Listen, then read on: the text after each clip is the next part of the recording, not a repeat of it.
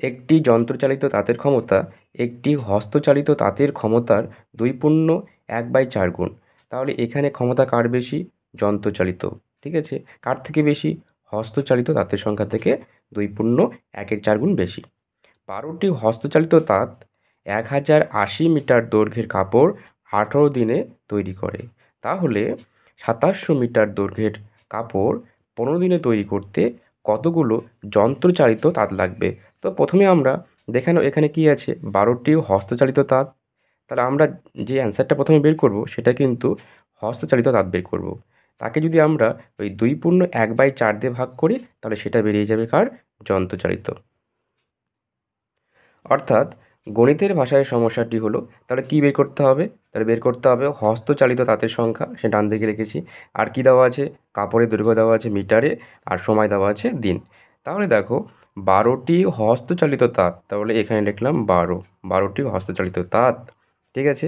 1080 metre দৈর্ঘ্যের, তাহলে কাপড়ের দৈর্ঘ্য করে লিখব 1080 মিটার দৈর্ঘ্যের কাপড়, হ্যাঁ, তৈরি করতে সময় লাগে কতদিন লাগে? বলছে 18 দিন সময় লাগে। তাহলে 18 দিন লিখলাম এখানে। ওকে? এরপরে কি বলছে? যে 2700 মিটার দৈর্ঘ্যের কাপড়, তাহলে এখানে লিখব 2700 মিটার দৈর্ঘ্যের কাপড় 15 দিনে তৈরি করতে, তাহলে দিনের সময়ের ঘরে লিখব 15। তাহলে 15 দিনে তৈরি করতে কতটা লাগবে হস্তচালিত তাঁত? হ্যাঁ? আচ্ছা, এরপর আমরা দেখে নেব সম্পর্ক। দেখো কি রয়েছে? তো সময়ের সঙ্গে হস্তচালিত তাঁতের সংখ্যার ব্যস্ত সম্পর্ক। কী হবে দেখে নাও।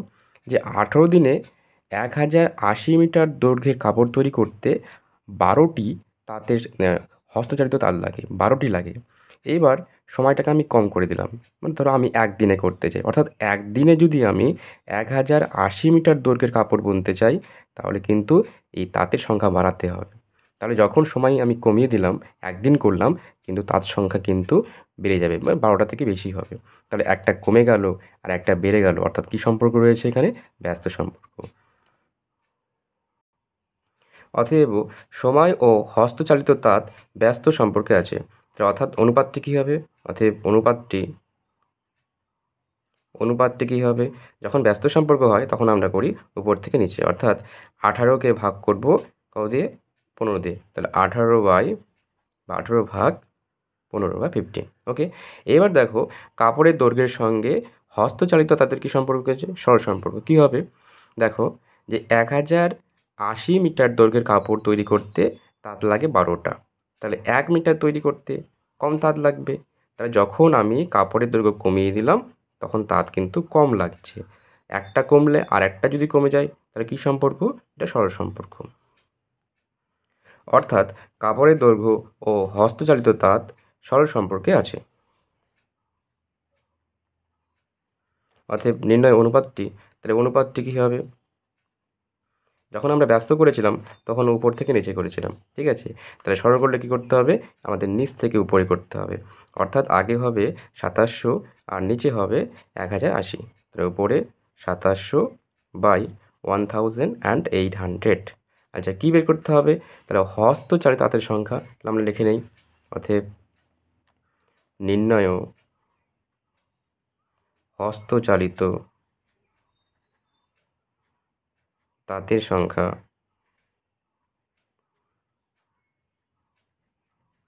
ইকুয়াল টু, তাহলে এখানে কী রয়েছে? রয়েছে 12। তাহলে প্রথমে কী লিখে নেব আমরা? এখানে 12 লিখে নেব। ঠিক আছে? 12। আর বাকিগুলো যেগুলো বের করেছিলাম যেমন 18/15, তাহলে এখানে গুণ দিয়ে 18/15। ওকে? গুণ এখানে কি আছে? এটাও লিখে নেব 2700, তার উপরে 2700/1080। এবার লক্ষ্য করে দেখো এই যে 0 আর এই 0 আমি কেটে দিলাম। ঠিক আছে? এবার এটাকে 9 দিয়ে কাটবো আমরা। তাহলে এখানে আছে 10, তাহলে 9 একে 9, তাহলে 9, 10, 1 আর 18, 9 দুগুণ 18। এখানে 3 9 27। ওকে? এবার এটাকে 3 দিয়ে কেটে দিই আমরা। তাহলে 3 একে 3, 3 4 12। তাহলে এই 4 দিয়ে এই 12কে কেটে দাও। তাহলে 3 4 আবার হচ্ছে 12। আবার এই 3 দিয়ে এই 15কে কেটে দাও। 3 5 15। ওকে? তাহলে আমরা কী পেলাম এখানে? এখানে পেলাম হচ্ছে 18, আর এখানে একটা শূন্য ছিল। তাহলে কত হলো? তাহলে এখানে হলো হচ্ছে 180। তাহলে এখানে 180। ঠিক আছে? 180 পেয়ে গেলাম। ওকে, আর এখানে পেয়েছি আমরা 5, এই যে 5 রাখলাম, তাহলে এত কী হবে টি। আচ্ছা, আমরা বের করেছি কি, আমরা বের করেছি হস্তচালিত দাঁতের সংখ্যা। এই দেখো, আমরা বের করেছি হস্তচালিত দাঁতের সংখ্যা, আর আমাদের বের করতে বলছিল যন্ত্রচালিত দাঁতের সংখ্যা। তাহলে এখানে আমরা কি করব একটু দেখে নাও। তাহলে এই যে উত্তরটা বেরিয়েছে তাকে আমরা কি করব, ভাগ করব 2/1/4, অর্থাৎ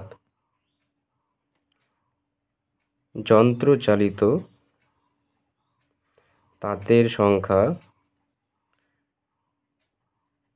ইকুয়াল টু 180/5, এটাকে ভাগ করব 2/1/4 দ্বারা।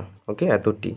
তাহলে 180, এটাকে ভাগটাকে, আচ্ছা ভাগে রেখে প্রথমে 4 দুগুণ 8 আর 1 যোগ করলে 9, 9/4।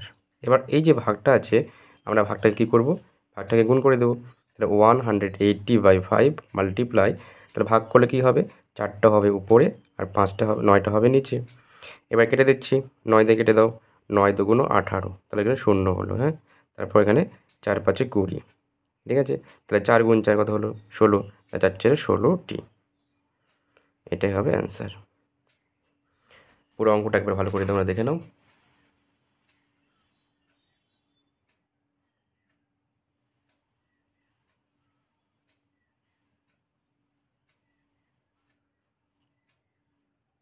ভালো লাগলে অবশ্যই লাইক করো, কমেন্ট করো এবং শেয়ার করো। আর আগের অঙ্কগুলো এবং পরের অঙ্কগুলো যদি দেখতে চাও তাহলে ডেসক্রিপশন বক্সে যাও, সেখানে লিঙ্ক দেওয়া আছে, সেখান থেকে দেখে নিও। ধন্যবাদ।